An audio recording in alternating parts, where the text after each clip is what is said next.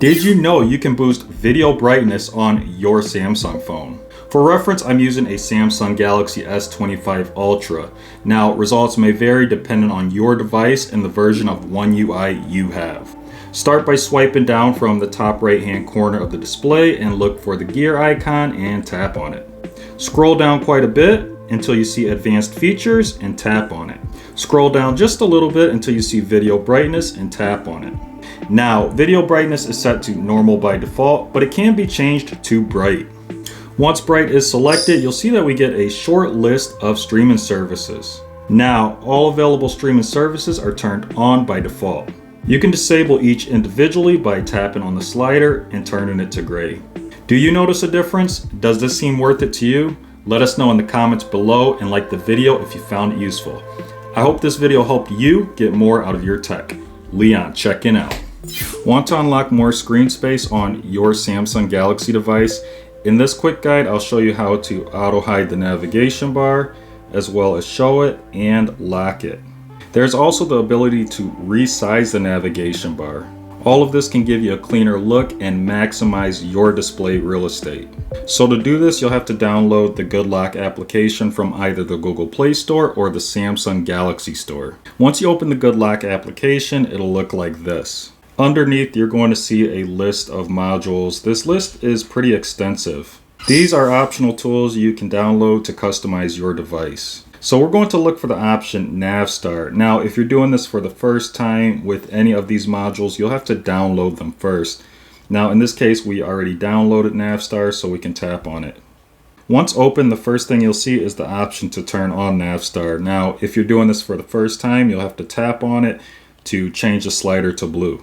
Beneath this, you'll find an option titled New Configuration. This allows you to customize the navigation bar along with a list of presets. Now, we covered this in a related video, which I'll link in this video as well as in the description and in the pinned comment. Scroll all the way down until you see the options that we're looking for.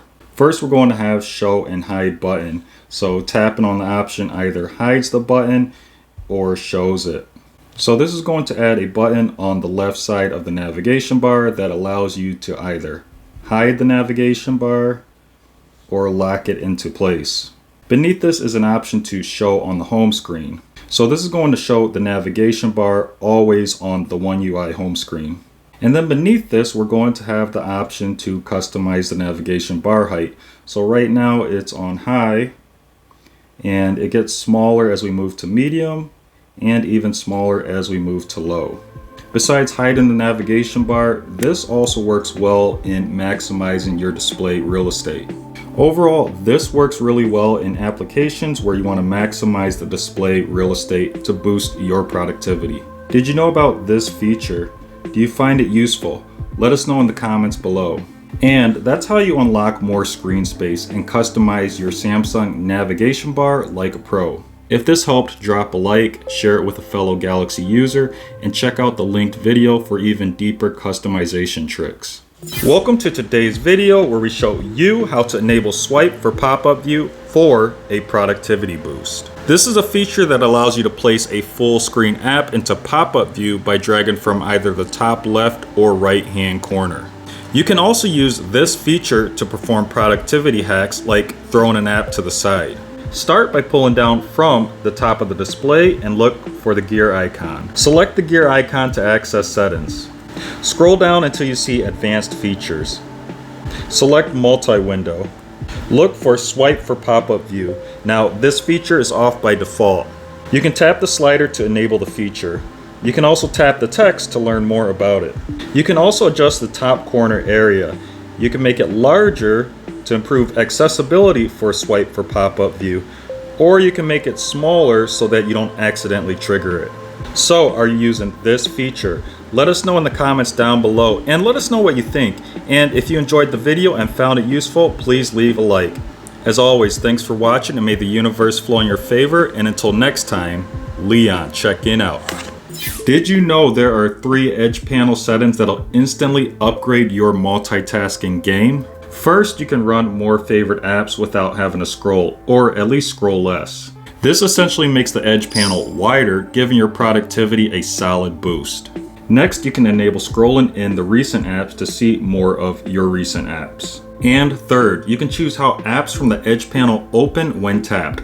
Now, the default is full screen view, but I switched mine to pop-up view.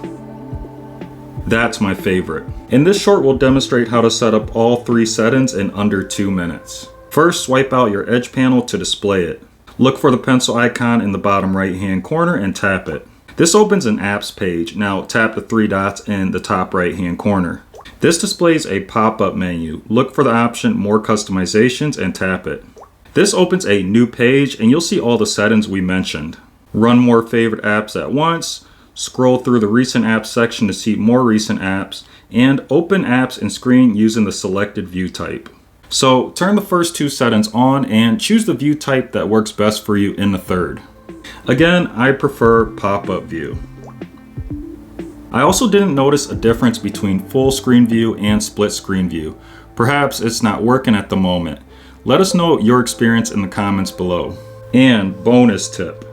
If you scroll down just a bit more, you'll see an option to show Edge handle even in immersive mode. So that's it. 3 quick settings to unlock smarter multitasking on your Samsung Galaxy device. Try them out and let us know what you think in the comments down below. Did you know Google Chrome now has a lock for incognito mode, and it's also simple to enable. To start incognito mode, open Google Chrome and tap on the 3 dots in the top right-hand corner. Search for New Incognito tab and tap on the option. Enter a web address and tap on it as I'm doing here. Next, tap on the tabs overview in the top right-hand corner. This will show all your tabs and the option to turn on incognito lock. Simply tap on the option and follow the prompt. You can also select the no thanks option if you no longer want to see the option. But what happens if you don't see this option or if you accidentally tapped no thanks? Easy fix. Tap on the 3 dots in the top right-hand corner, tap on settings, tap on privacy and security, look for lock incognito tabs when you leave Chrome and tap on the option, then verify it's you, and you are good to go.